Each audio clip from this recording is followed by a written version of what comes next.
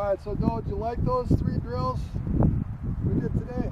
Yeah, I thought they were good. I mean, it helps me with the impact, and I think that's what I needed, and how I bring the club back. So, Okay. Good. A lot of people advocate before you go to play, kind of imagining playing the first few holes of golf.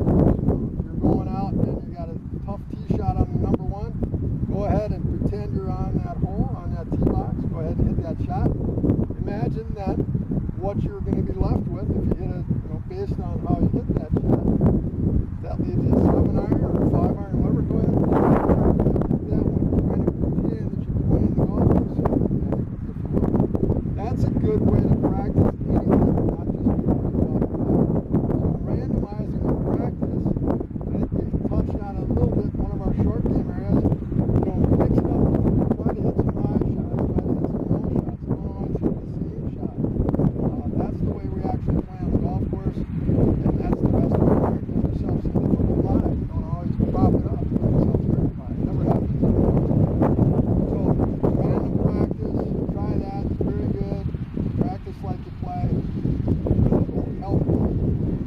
Develop confidence. You get all kinds of shots on the golf course, so that really helps. All right. Okay, so you're showing some real good control, Donnie. What I'd like to find out from you is, in terms of how far you're carrying the ball and how far it's rolling out, do you visualize that, or do you have some sort of formula, or how do you do that? How do you handle it? Visualize it. Visualize it? Feel. So that's a good idea. I like to imagine where my ball is going to come down. I like to imagine trajectory. Those are all things I've learned to do that have really helped me control the distance that I'm going to get when the ball rolls. Throw down a few balls. Get one just a couple feet from the green, and I like to use an 8 iron in that situation. All I'm really trying to do is bump it onto the green, right? We always control the ball best when it's rolling toward the hole instead of in the air. So really the object is just to get the ball on the green and let it roll to the hole. Throw a couple down in the 2-3 foot range. Throw them down about 10 feet away where you probably wouldn't hit something lower. You'd need a little bit higher trajectory, pitching wedge, something like that, and then challenge yourself and go back. Maybe even in the longer grass. We're going to have to use a little bit more hands, a little more speed. Get the ball up in area over water here, about 175 yards or so.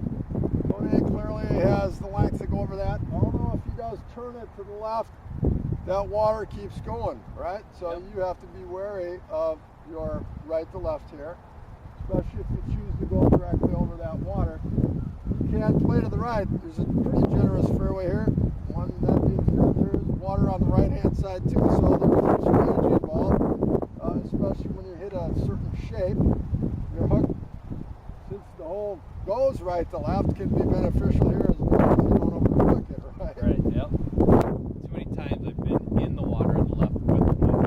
Okay. So that there's more fairway than it looks like sometimes out here in this hole. So if you can get it in the fairway, if you cut the ball, you're usually fine. Well, that's something that Donnie has through our lessons. And if he can just try to alter his path and his facing a bit, he's still having trouble making it go from left to right, but it does mitigate that hook. So this would be a perfect time to try it out there. Alright, so let's go ahead. Alright, though, so here we are. What did you shoot there? 170? 162. 162. It's par 3. It's number 14 here at Eagle Valley. Donnie's ball flight, which we worked on in his full swing lessons, is right to left.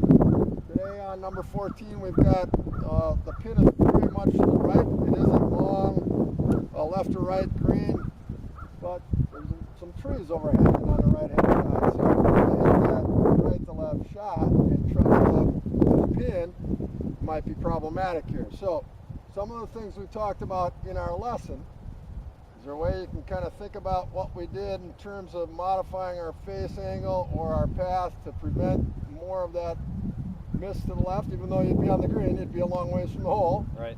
Right? So A lot of times on this hole, my miss is to the left, over by the bunker, to the left side of the green, because if I miss, it is going to be a little bit more of a snap hook.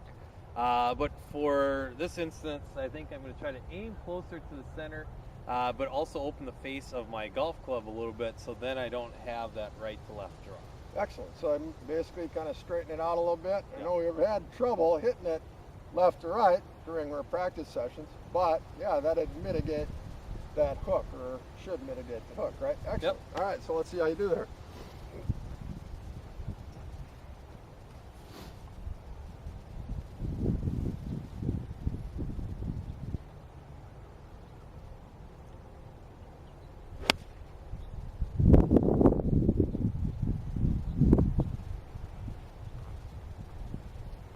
Not bad. Still a little bit right to left, and I think in this instance too, the wind was blowing that way. It Yep. made it even tougher. But good shot. Started at the hole, just drew a little bit back. Nice. Well done. Thank you. Good job.